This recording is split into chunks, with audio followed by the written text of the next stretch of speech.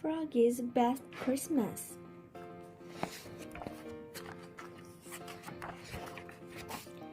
It was night before Christmas, and Froggy was dreaming of snow.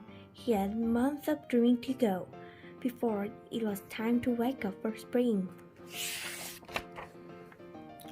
Thump, thump. In the dream, Max was tossing snowballs against Froggy's window. "Froggy," called his friend. "What?"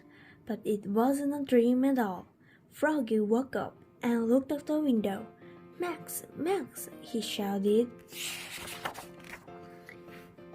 He hopped out of bed, flop, flop, flop, and opened the door. "Merry Christmas, Froggy," yelled Max, and gave him a present.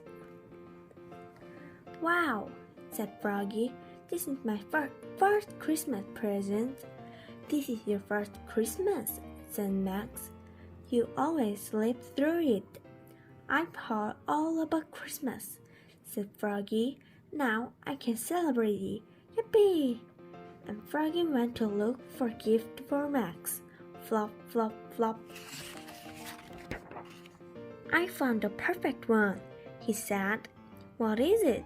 asked Max as tore open the box.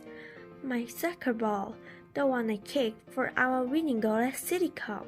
"Gee, thanks," said Max, juggling the ball on his knees.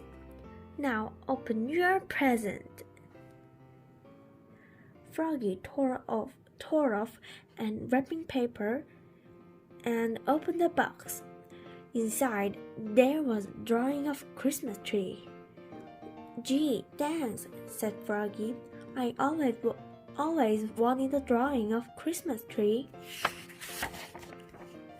No, said Max.